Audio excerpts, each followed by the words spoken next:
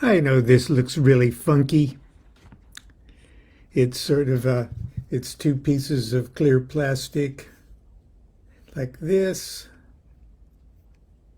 and sandwiched in between is just a colored paper uh, thing that I just kind of quickly threw together. There's the pentagram of Solomon, which is a classic Goetic thing.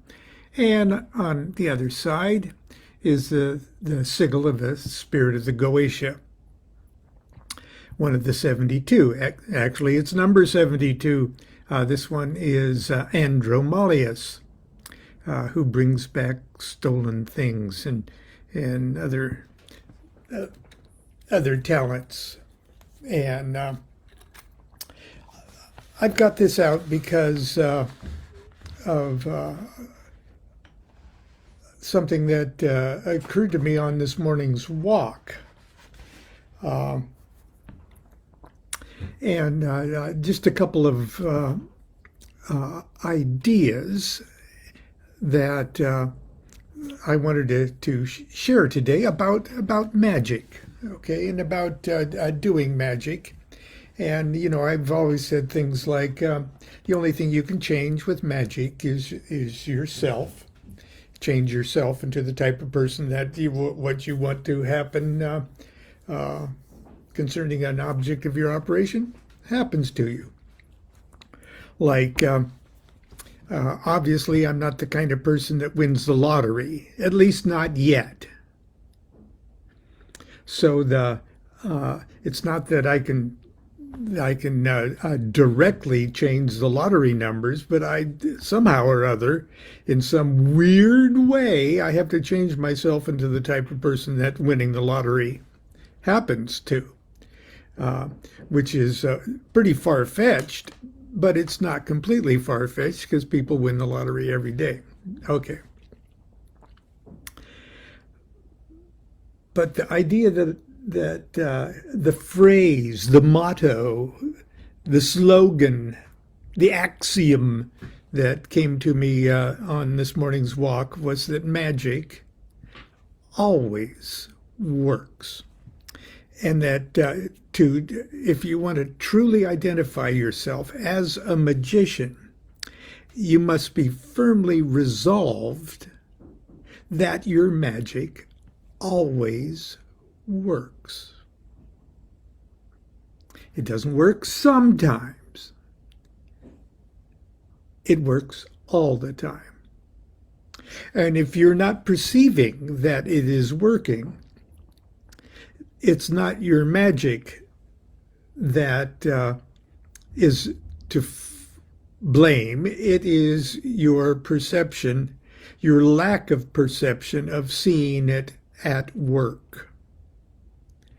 Of course, if you are easily discouraged and are anxious to throw up your hands and say, well, that one didn't work, there's other things. The magic is working. There's other things that are going on that makes it appear to you that it is not working. Number one, it's on a magical plane. Time works a little differently than it does in our normal objective reality. So you have to not surrender to, well, this will happen in a million years. But you have to be very careful what you're asking for. Now, the magic I'm talking about this morning is like Goetic magic, Solomonic magic, where or other kinds of planetary or angelic magic, where you're trying to enlist spiritual forces to effect a change in your life of some kind. That kind of magic. You have to be very careful about what you are asking for. We all know the story of the monkey's paw, about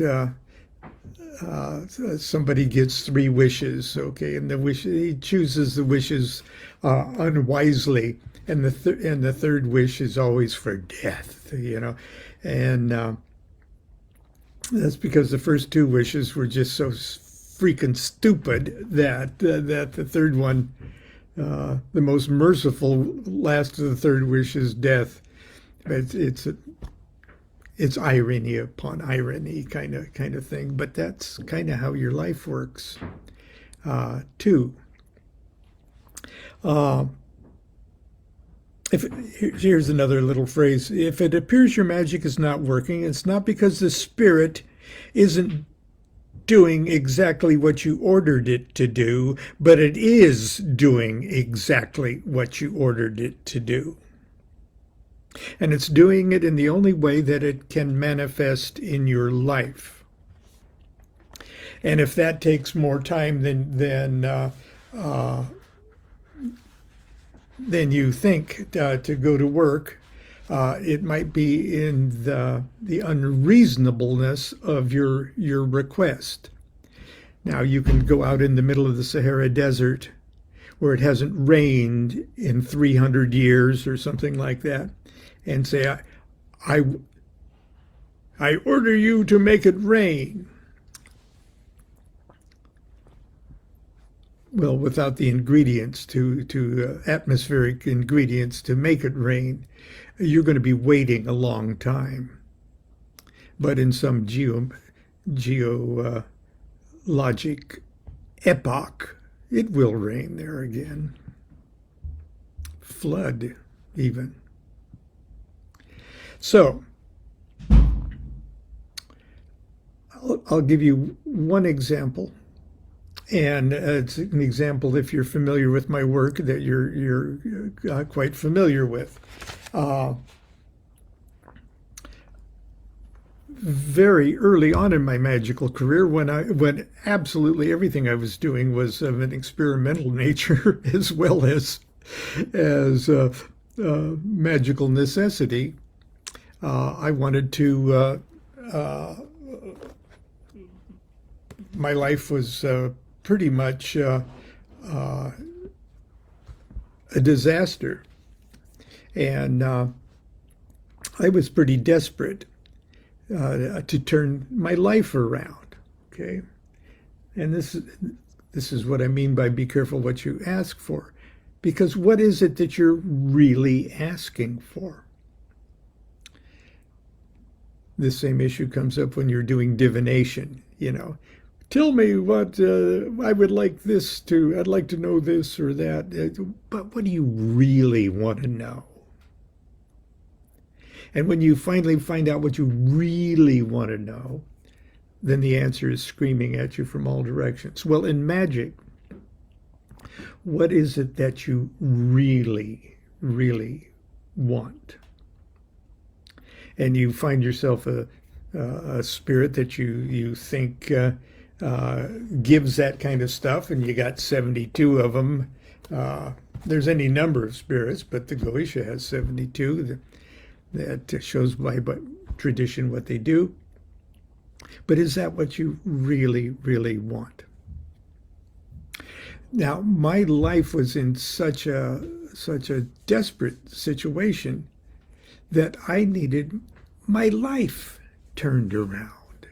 Okay, that's a big kind of abstract thing, I didn't particularly ask for a car, or I didn't ask for a specific amount of money, although I needed a car and I needed a specific amount of money, and I needed but what I really needed was to turn my life around. And so the idea of something that broad was at least a hint pointing me into the direction of what kind of spirit I needed to execute that vague but desperately specific wish. And I was going through the 72 spirits of the Goetia from the book of Goetia that Helen Parsons Smith had sent me early on. And of course, I was too young and experienced to actually be doing anything but studying it. I went through it anyway, and number 55, Orobos, was the spirit that I wanted to that caught my eye. There's Orobos, the seal of Orobos, number 55. And you can see Orobos all over the place in my work, and I talk about him a lot. Actually, his name is probably Oros. Okay. The 55th spirit is Orobos. He's a great and mighty prince, appearing at first like a horse. But after the command of the exorcist, he put us on the image of a man. Both of those images, the horse and a man, didn't freak me out, even as a young magician. If a horse appeared in my magical triangle, I wouldn't freak me out. I like horses. It resonated. Why it resonated, I don't know. I don't like horses. His office is to discover all things past, present, and to come. Now, I needed my life turned around, but also I was deeply involved in the opening years of my magical study. And the idea of divination and other things like that were part of my study. So, well, that would be nice too. I wouldn't mind a horse giving me, helping me discover things past, present, and future. But this next one got me.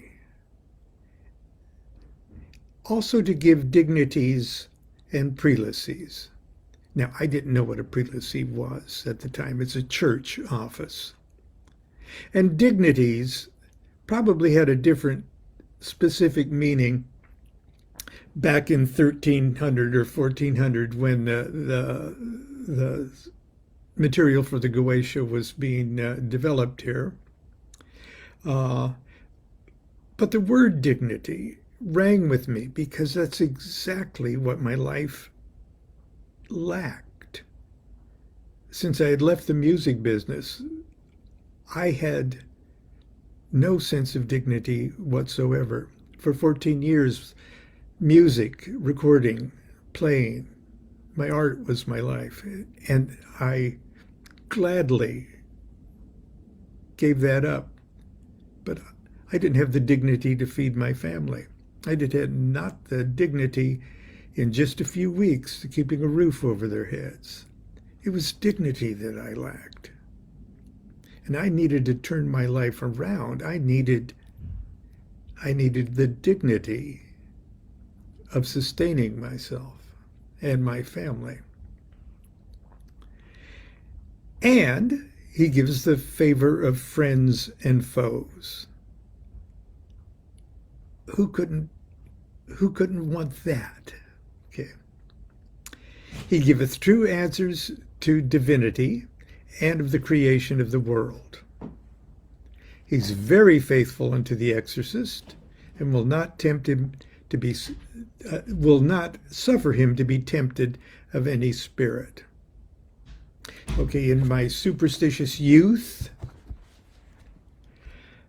that was a very attractive subject because I was dabbling in what all my life until that point I had considered black magic. And this would be a spirit that was faithful to me and would not suffer me to be tempted by any other spirit. He had everything going for him.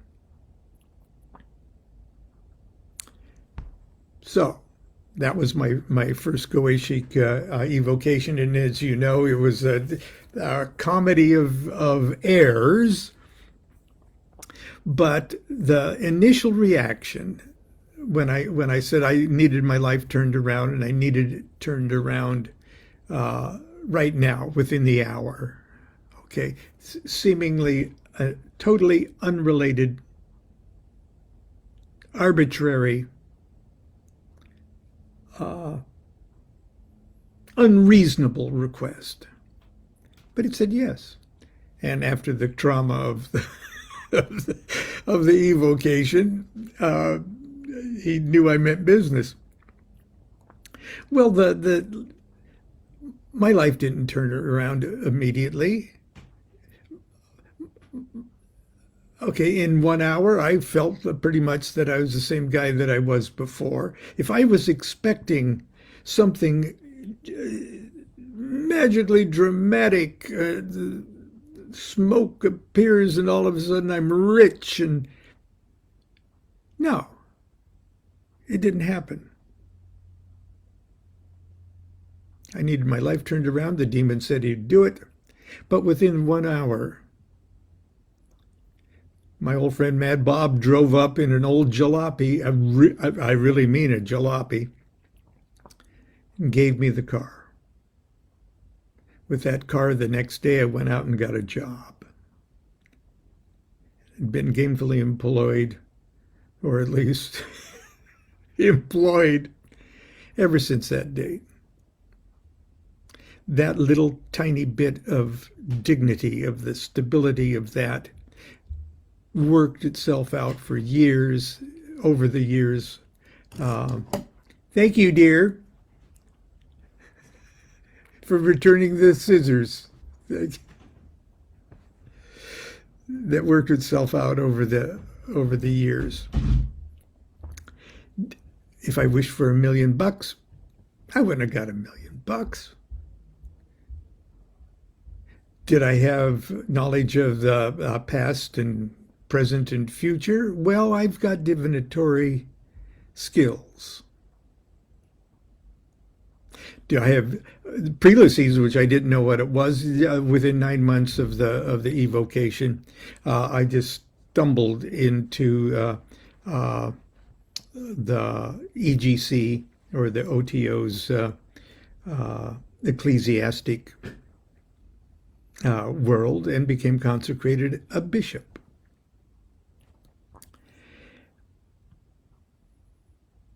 Magic works. It works all the time. And if you're not prepared to see it at work, don't blame the magic, blame your perception on what's going on. You not only have to be, you don't even have to be patient. You just have to be confident that your magic is working. So let's see, I actually had another thing that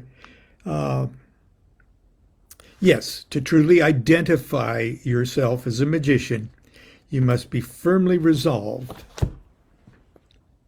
that your magic always works. It's either that, or be resolved that their magic never works and be something else. Identify as something else. Anyway, that's my sermon for the second day of 2023. Constance and I are going out this morning before it starts raining again, and I will see you tomorrow.